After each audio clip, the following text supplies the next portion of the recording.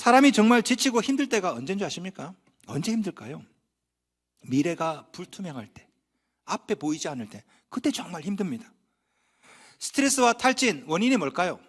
스트레스와 탈진 원인도 가만히 보면요, 불투명한 미래 때문에 생기는 겁니다. 여러분 가만히 보세요.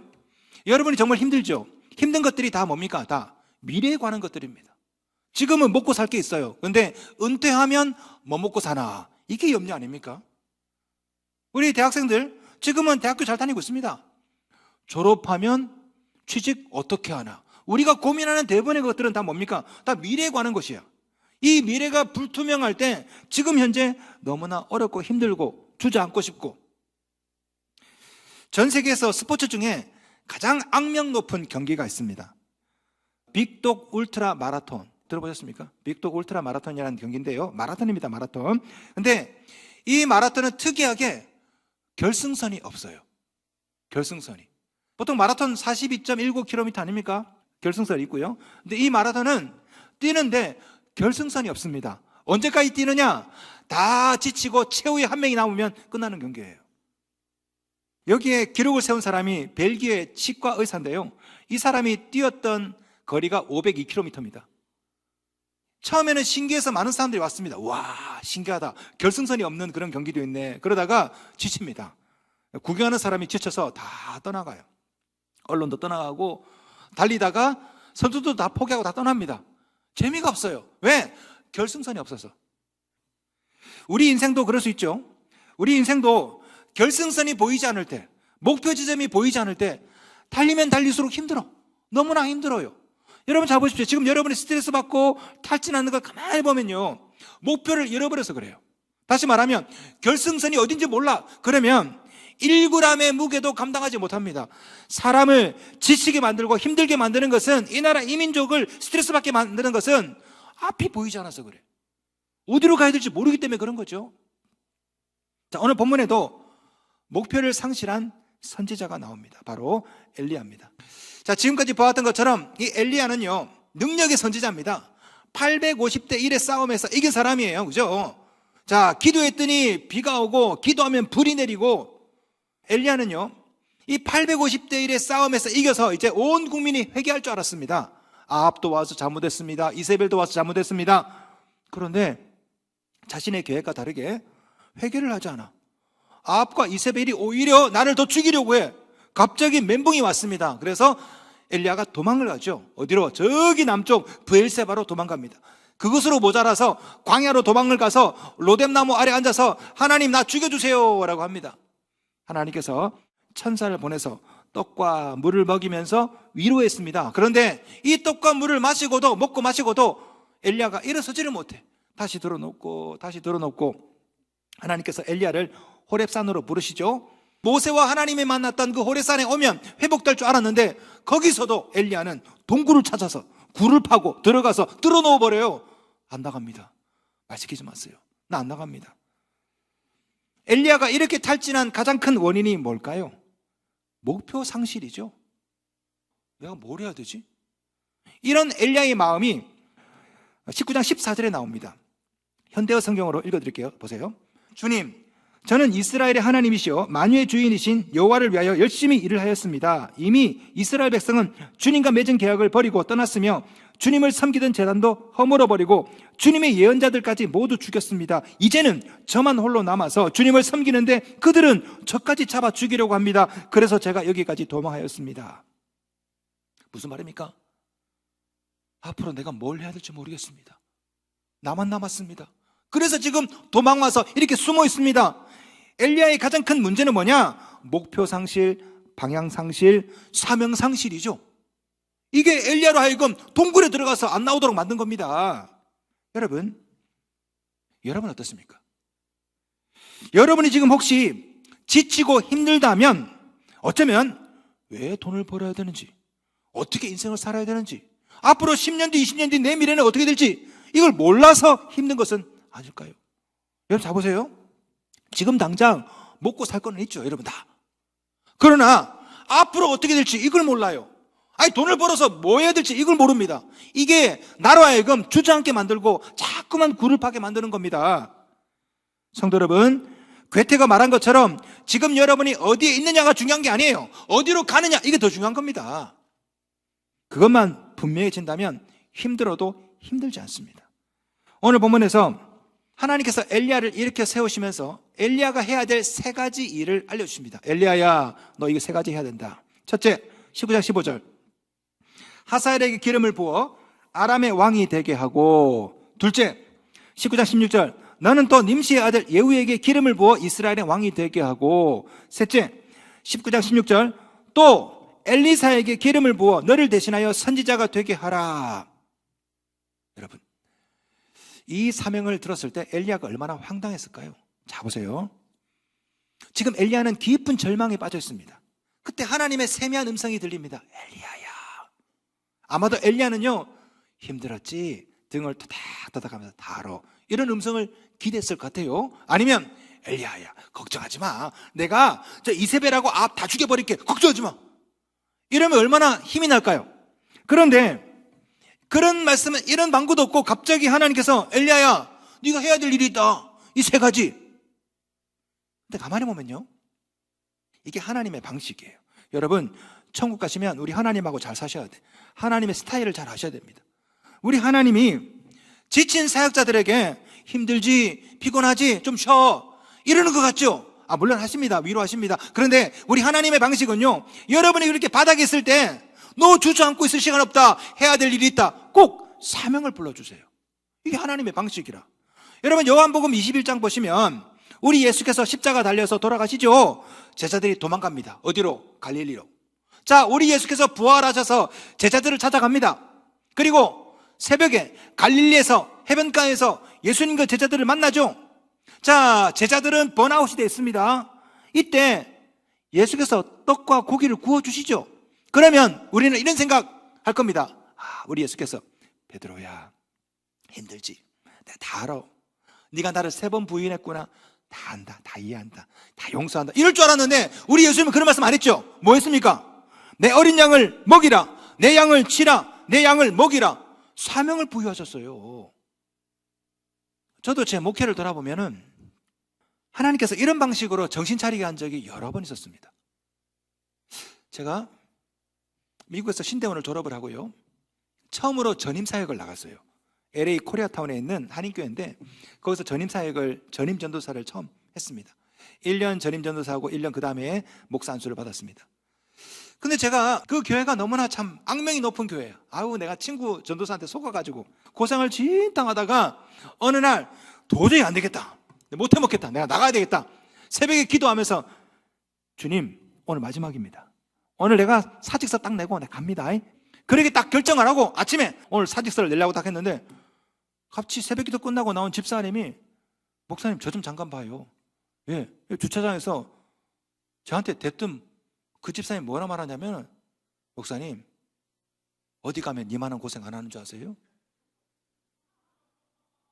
그러면서 갑자기 그 집사님이, 목사님 가면 우리는 어떡합니까? 근데 제가 그때 기분이 나쁜 게 아니라 하나님의 음성으로 들렸어요. 하나님 음성으로. 그래, 맞다. 우리 교인들 다 굳은 일 다 하고 자존심 상하면서 다 일하는데 내가 이건 못 견디고, 그때 제가 하나님께 약속을 했습니다. 하나님, 내가 앞으로 목회할 때 목회지를 옮기더라도 힘들어서 그만두지는 않겠습니다. 내가 그때 결심했어요. 힘들다고 해서 그만두지는 않겠다. 이 하나님의 방식이에요. 내가 힘들어서 막 이렇게 다운됐을 때 우리 하나님은 윤태야 힘들지, 이게 아니야. 아직 해야 될 일이 있다. 코로나 때도요, 멘붕이 왔습니다. 도대체 코로나 때문에 뭘 해야 될지 모르겠어. 10명만 모이래, 10명만. 도대체 어떻게 해야 되지? 그럴 때 하나님께서 윤태야 다른 교회 가라, 이게 아니라 해야 될 일이 있다. 꼭 우리 하나님은 제가 인생의 밑바닥에 있을 때 해야 될 일, 사명을 주시면서 다시 한번 이렇게 세우더라고요. 여러분, 자 보세요. 여러분이 지치는 이유가 뭡니까? 사실은 사명감을 상실하기 때문에 그런 거죠. 일이 힘들어서 지치는 건 아닙니다. 사실은 사명감이 사라지고 인생의 목적이 사라지고 방향이 사라지니까 조그만 무게도 감당하지 못하고 지치고 못 일어나는 거예요. 그때마다 하나님은 천사를 보내고 주의 종을 보내셔서 여러분에게 해야 될 일을 말씀하십니다. 그 음성을 듣고 깨달으면 그 사명이 여러분을 자리에서 벌떡벌떡 일어나게 만드는 거예요. 저희 교회 선임 장로님께서 몇 년 전에 암에 걸려서 병원에 누워 있었어요. 제가 그 병원 신방하러 갔습니다.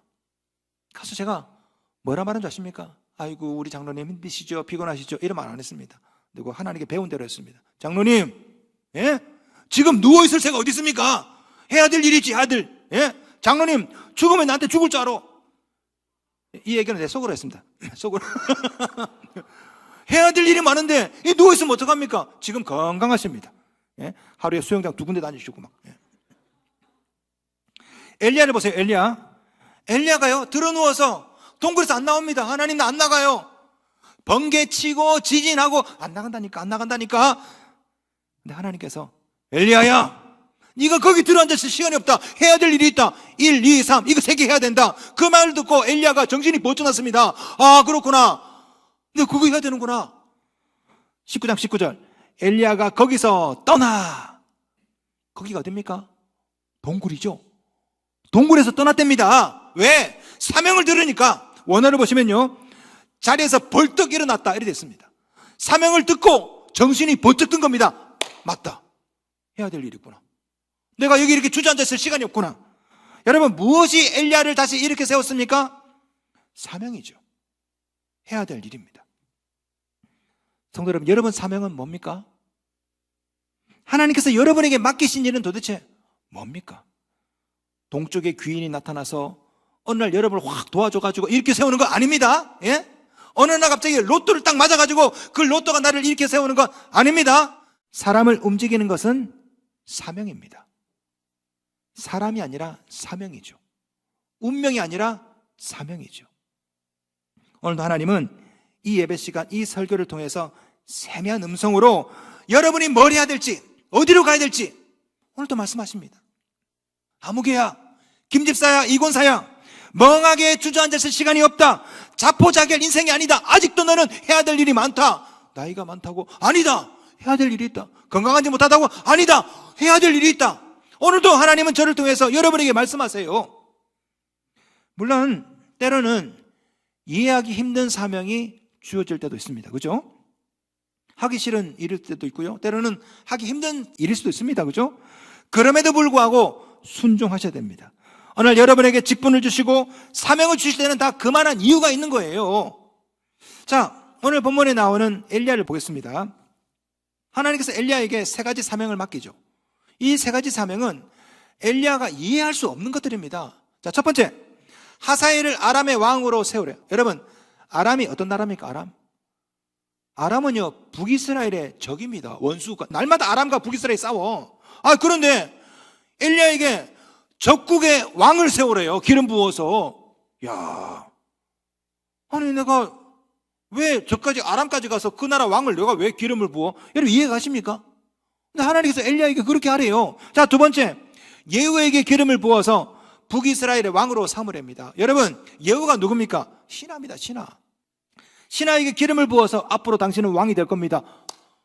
이거 반역 아닙니까? 반역?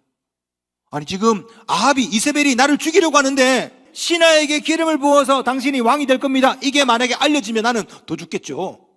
이해가 안 됩니다. 자, 세 번째, 엘리사를 후계자로 삼으래요. 엘리사. 여러분, 엘리사를 후계자로 삼으라, 이 말은 뭡니까? 엘리야, 너 은퇴하라, 이 얘기예요. 은퇴하라. 이 3가지 납득이 안 돼요. 납득이. 여러분, 그럴 때 있죠. 어느 날 갑자기 설교를 통해서 사명을 받았어. 그런데 이 사명이 납득이 안 될 때가 있어요. 납득이. 왜 나만 주방봉사해야 돼? 왜 나만 교회 청소를 해야 돼? 나도 11시 나와서 예배드리고 축도 끝나면 집에 가고 싶어. 근데 왜 나만 교사를 해야 돼? 1부 예배드리고 2부 교사하고 점심 먹고 순모임하고 오후 예배드리고 끝나면 회개하고 재정부하고 왜 나만 이거 해야 돼? 이 납득이 안 되죠. 어느 날 하나님께서 나에게 이상하게 도전을 주십니다. 헌금하라고. 꼭 언제 줍니까? 돈 없을 때. 그렇지 않아요? 나만 그런가? 그럼에도 불구하고 엘리야처럼 순종하십시오. 여러분에게 맡기신 하나님의 사명에는 하나님의 뜻과 계획이 다 들어있어요. 여러분이 이해를 못할 뿐이지. 자, 보세요. 오늘 본문에 나오는 이 3가지 사명은 언뜻 보기에는 관계가 없어 보입니다. 그런데 이 3가지는 공통점이 하나 있어요. 엘리야의 후계자 엘리사는요, 50년 동안 끊임없이 북이스라엘의 우상에 대한 심판을 선포했습니다. 자, 예후 봅시다. 예후는요, 아합의 신하죠. 나중에 예후가 쿠데타를 일으킵니다. 그러면서 예후가 뭘 합니까? 아합과 이세벨을 정죄합니다. 아합은 죽고요, 이세벨은 위에서 떨어져가지고 죽고 그 시체를 개들이 다 먹습니다. 그죠? 그러면서 예후가 왕이 되면서 바알 숭배에 빠진 자들을 다 처단해 버렸습니다. 나중에 이 예후가 다시 우상 숭배에 빠지죠. 그러니까 아람의 왕 하사엘이 아람의 왕이 되어서 북이스라엘 침공을 합니다. 자 보세요. 엘리사, 하사엘, 예후 공통점 뭐예요? 북이스라엘 우상 숭배에 대한 하나님의 심판인 거죠. 엘리사는 우상 숭배에 대해서 심판을 선포했고, 예후는 우상 숭배했던 아합을 처단했고, 이 예후가 다시 우상 숭배하니까 하사엘이 내려와서 이 예후를 또 힘들게 만들고, 19장 17절 하사엘의 칼을 피하는 자를 예후가 죽일 것이요 예후의 칼을 피하는 자를 엘리사가 죽이리라. 결국 엘리야에게 주신 사명의 핵심이 뭐예요? 북이스라엘 우상 숭배에 대한 하나님의 심판이에요. 여러분, 엘리야에게 처음 주셨던 사명도 동일합니다. 하나님만이 참신이다, 이거 선포하는 거. 우상 숭배하지 마라. 다시 주신 사명도 똑같습니다. 하나님만이 참신이다, 우상 숭배하지 마라. 우상 숭배하면 하나님이 심판한다. 여러분, 이 엘리야에게 주신 사명은요, 오늘날 우리 사명자에게도 여러분에게도 동일합니다. 우리가 해야 될 일이 뭘까요? 우상을 없애고 하나님만이 참신이라는 사실을 선포하는 겁니다. 이게 바로 엘리야에게 주어진 사명이고 12제자에게 주어진 사명이고 오늘날 우리에게 주어진 선교적 사명인 줄로 믿습니다. 탄핵 심판 이후에 우리 기독교인이 해야 될 일이 뭘까요? 뭘 해야 되겠어요? 다시는 이 땅에 무속과 미신이 국정을 차지하지 못하도록 우리 기독교인들이 양심의 목소리를 내야 되고요. 그래서 저는 태극기 성조기를 들고 광장에서 나갔던 기독교인들, 반대로 탄핵 찬성 집회에 나가서 피 터져라 외쳤던 그 기독교인들 다 광장에서 돌아와서 시장으로 가야 돼. 시장으로. 뭘 해야 됩니까? 예수 전해야 됩니다. 이 나라 이 민족이 살 길은 오직 예수뿐이다, 이 사실을 증거해야 될 줄로 믿습니다.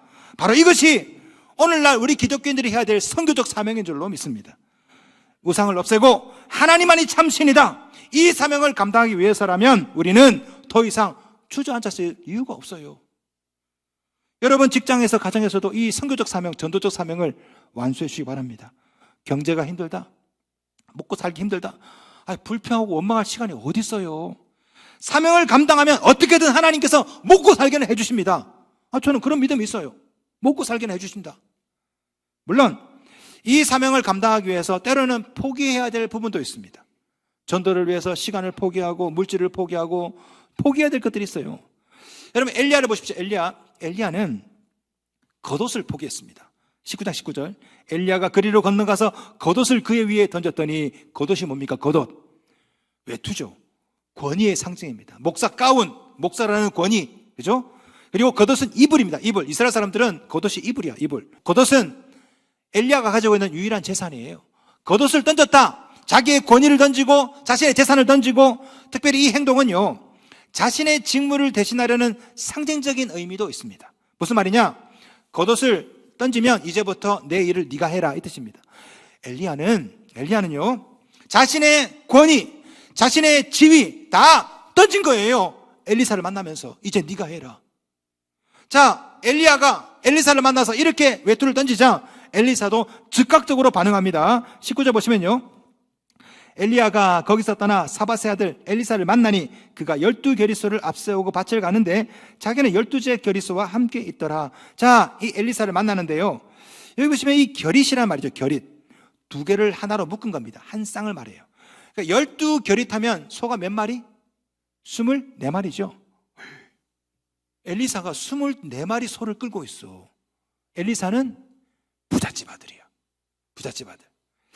엘리사 아버지가 누굽니까? 사밧이죠. 사밧의 아들 엘리사. 근데 성경 보시면 이 사밧이 여러 군데 나와요. 그래서 학자들은 추측하기로 이 사밧은 굉장히 부자였다. 그러니까 지금으로 말하면 엘리사는요, 대기업 CEO 아들이야. 아주 부잣집 아들인 거죠, 엘리사는. 네? 그런 그가 어떻게 했습니까? 19장 20절 그가 소를 버리고 엘리야에게로 달려가서 됐죠. 제자들이 그물을 버려두고 예수님을 쫓은 것처럼 엘리사는요, 소를 버리고 엘리야를 쫓아갑니다. 아니, 가만히 있으면 아버지 재산이 다 내 것이 돼. 그런데 엘리사는요, 다 버려두고 엘리야를 쫓아갔죠. 자, 엘리야가 겉옷을 버리니까 엘리사는 소를 버립니다. 21절 볼까요? 21절. 엘리사가 그를 떠나 돌아가서 한 겨리 소를 가져다가 잡고 소의 기구를 불살라 그 고기를 삶아 백성에게 주어 먹게 하고 일어나 엘리야를 따르며 수정 들었더라. 다시는 돌아오지 않겠다 해서 소를 삶아서 백성들 줘버려. 그리고 소의 기구를 다 불살라버려. 다시는 내가 여기 돌아오지 않고 내 올인하겠다, 이 일에. 여러분에게도 이런 결단이 있기를 간절히 축원합니다. 낙담하지 마십시오. 머뭇머뭇하지 마시기 바랍니다. 엘리야처럼, 엘리사처럼 여러분 자신을 불태워서 사명을 감당하시기 바랍니다. 어떤 분들은 목사님, 아이고 우리 집에서 나 혼자만 믿어요, 직장에서도 나 혼자만 예수를 믿어요, 이런 분 있습니다. 걱정하지 마세요. 여러분 혼자가 아닙니다. 아직도 동역자들이 많습니다. 18절 말씀.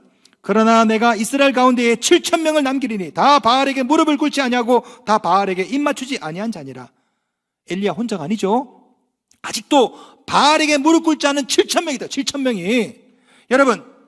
여러분 주위에도 돈, 음란, 정치 이데올로기, 여기에 무릎 꿇지 않은 7,000명이 있습니다. 여러분 혼자가 아니에요. 직장에서, 학교에서 고군분투하는 성도 여러분 혼자가 아닙니다. 여러분 주위에는 분명히 함께 믿고 함께 사명을 감당하는 7,000명, 7만 명, 70만 명, 700만 명이 있습니다. 여러분에게 남겨진 사명은 뭡니까? 일어나 이 사명을 완수하십시오. 미국의 유명한 인권 지도자 침례교 목사 벤자민 메이스 목사님이 이런 말 했어요. 인생의 비극이란 목표를 이루지 못한 것이 아니라 아무런 목표도 없이 살아가는 것이다. 목표를 이루지 못해서 불행하다고 생각하십니까? 아니에요. 목표가 없는 사람들이 더 불행한 겁니다. 목표가 있다면 지금 좀 어려워도 괜찮습니다. 왜? 목표가 있기 때문에. 여러분이 지금 주저앉아 있는 이유는 경제가 힘들어서가 아니에요. 일어나지 못하는 이유는 여러분이 운이 나빠서가 아닙니다. 사실은 뭘 해야 될지 모르기 때문에 그런 거죠. 내게 주어진 사명이 뭔지 모르니까 돈을 벌어도 불행하고요, 돈이 없으면 지치고, 마치 결승선이 없는 마라톤처럼 아무리 달려도 어딜 가야 될지 모르겠고 어디로 향해야 될지 모르니까 달리다 지쳐서 결국은 쓰러지는 거죠. 오늘 이 시간에 하나님은 여러분에게 이 세미한 음성을 통해서 사명을 부여하십니다. 다시 일어나서 선교적 사명을 완수하라. 하나님이 참 신임을 가정에서, 학교에서 선포하라. 오늘도 하나님께서 여러분을 일으켜 세우십니다.